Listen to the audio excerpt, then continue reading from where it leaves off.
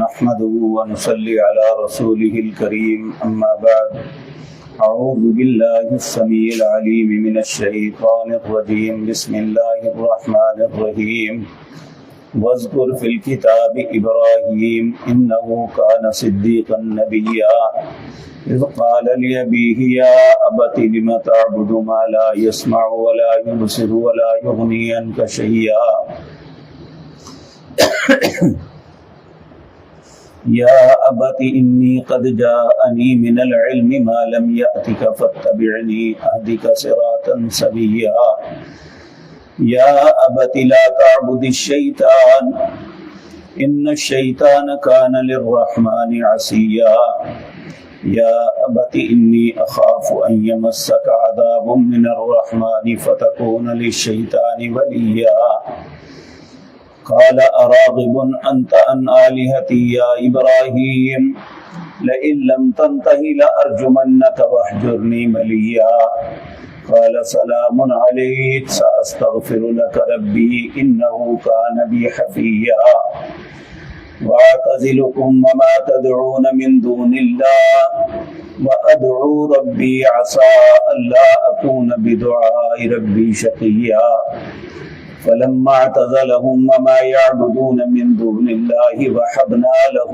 إسحاق ويعقوب وكلا جعلنا نبيا ووهبنا لهم من رحمتنا وجعلنا لهم لسان صدق عليا. حضرات محترم، آج اللہ کی توفیق سے اپنے سبق کا آغاز 16واں پارہ سورۃ مریم اس کی آیت نمبر 41 سے کرتے ہیں. ان آیات میں اللہ رب العزت ابو الانبیاء سیدنا ابراہیم خلیل اللہ علیہ السلام کا واقعہ، اس کا تذکرہ فرما رہے ہیں.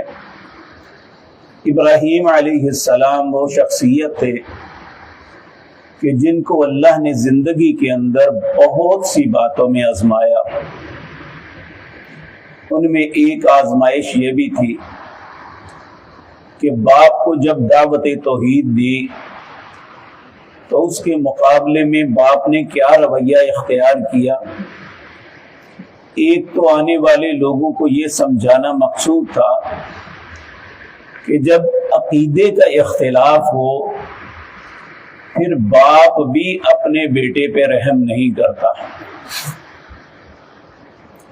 ایک دوسرا یہ رسول اللہ کو تسلی تھی کہ آپ اپنے چچاؤں کے برے رویے سے پریشان ہیں کہ یہ ہماری بات کیوں نہیں مانتے. تو ابراہیم کا تو باپ تھا، تو باپ نے ان کے ساتھ کیا سلوک کیا، ابراہیم کا ان کے ساتھ کیا معاملہ تھا. انہوں نے کتنے ہی پیار کے ساتھ باپ کو سمجھانے کی کوشش کی اور اس کے سامنے باپ کا رویہ کیا تھا. یہ دراصل تسلی دینی تھی کہ آپ ان باتوں پہ نہ گھبرائیں کہ اہل باطل جو ہیں یہ کبھی بھی حق کو قبول کرنے کے لیے تیار نہیں ہوتے، چاہے اپنے قریب ترین رشتہ دار کو دشمن بنانا پڑے. تو اللہ رب العزت فرماتے ہیں وَاذْكُرْ فِي الْكِتَابِ ابراہیم، ذکر کیجئے کتاب کے اندر ابراہیم علیہ السلام کا، انہو کان صدیقا نبیا، وہ میرا بڑا ہی سچا نبی تھا. اذ قال لابیہ، جب ابراہیم علیہ السلام نے اپنے باپ سے کہا یا ابتی، اے میرے پیارے ابا جی، لم تعبد ما لا يسمع ولا يبصر، آپ کن چیزوں کی عبادت کر رہے ہیں جو نہ سنتے ہیں نہ دیکھتے ہیں، ولا یغنی عنک شیئا، اور نہ آپ کا کوئی فائدہ نقصان کر سکتے ہیں، اور جو کچھ کر نہیں سکتا اس کی عبادت کا کیا معنی. اذ قال لابیہ یا ابت انی قد جاءنی من العلم، اے میرے پیارے ابا جی، میرے پاس ایک ایسا علم آیا ہے ما لم یاتک، جو آپ کے پاس نہیں ہے. اس لیے فَاتَّبِعْنِي أَهْدِكَ صِرَاطًا سَوِيًّا، آپ میری بات کو مان لیں، میں سیدھے رستے پہ چلا دوں گا. یا ابتی لا تعبد الشیطان، اے میرے ابا جان آپ شیطان کی عبادت نہ کریں۔ اور یہ بات یاد رکھیں کہ اللہ کو چھوڑ کے جو کسی کی بھی عبادت کرے وہ دراصل اس کی نہیں شیطان کی عبادت کر رہا ہے، کیونکہ شیطان چاہتا ہے کہ اللہ کو چھوڑ دیا جائے۔ ان الشیطان کان للرحمن عصیا، کہ بے شک شیطان تو رحمان کا نافرمان ہے۔ یا ابتی، اے میرے پیارے ابا جان، انی اخاف، میں ڈرتا ہوں، ان یمسک عذاب من الرحمن، ان غلط رویوں کی وجہ سے رحمان کا آپ پہ عذاب نہ آ جائے۔ فتکون للشیطان ولیا، آپ شیطان کے ساتھی نہ بن جائیں۔ اب باپ کیا جواب دیتا ہے؟ اب دیکھیں ابراہیم علیہ السلام نے باپ کے احترام کو ملحوظ خاطر رکھا اور ہر بات انتہائی نرم لہجے میں کی۔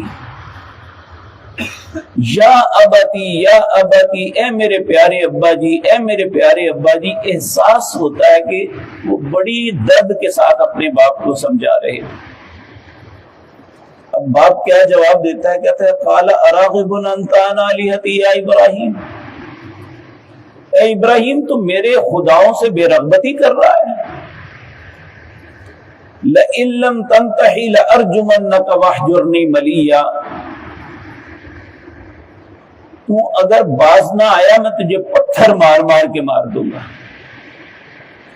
واہجرنی ملیا، اگر سلامت رہنا چاہتا ہے تو میرے پاس سے نکل جا۔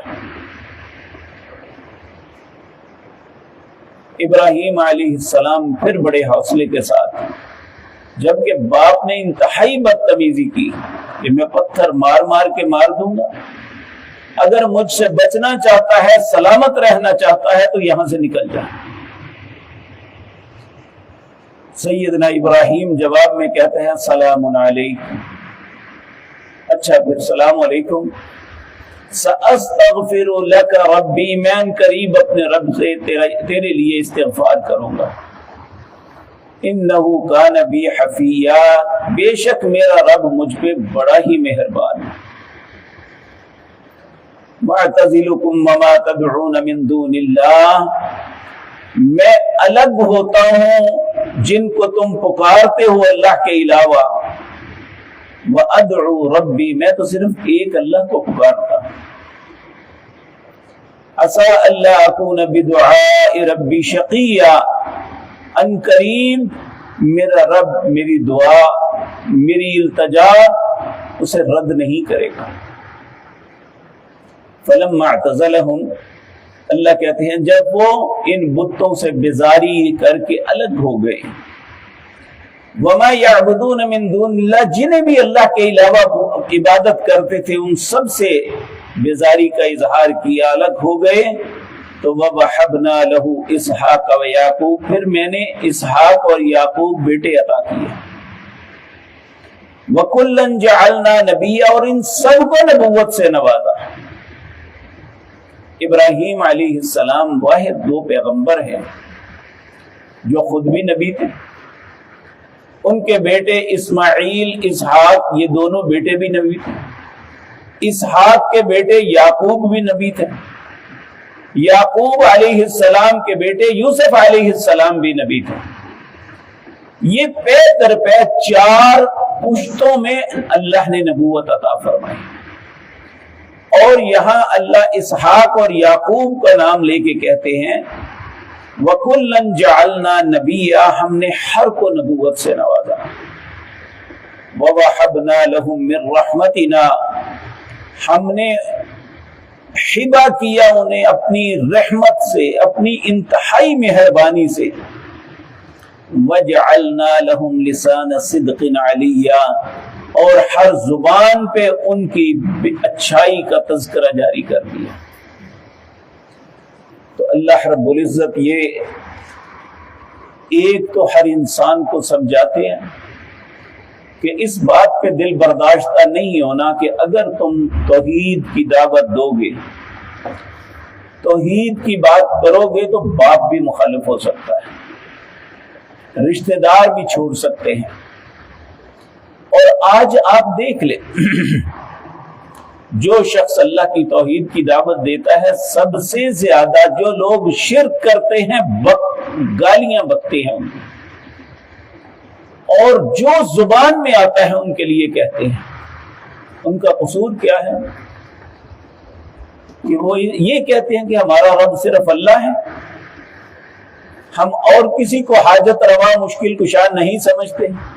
یہی لڑائی ہے، یہاں بھی یہی لڑائی تھی کہ ابراہیم نے اپنے باپ کو کہا تھا یہ کوئی چیزیں نہیں ہیں، اللہ کو پکارو جو میرا اور تیرا رب ہے۔ یہ بات ہی انہیں غصہ دے دی کہ کہہ دیا کہ میں پتھر مار کے مار دوں گا، اگر بچنا چاہتا ہے تو یہاں سے نکل جائے۔ یعنی یہ بھی لحاظ نہ آیا کہ جوان بیٹا ہے، کیا کرے گا۔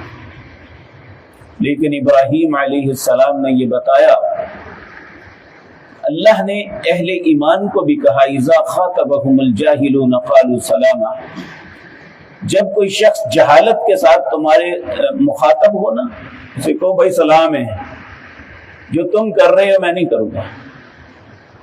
تو یہ اسباب ہیں، ان آیات میں اللہ رب العزت ہمیں سمجھنے اور عمل کی توفیق عطا فرمائے۔ قولوا قولی ھذا واستغفر اللہ۔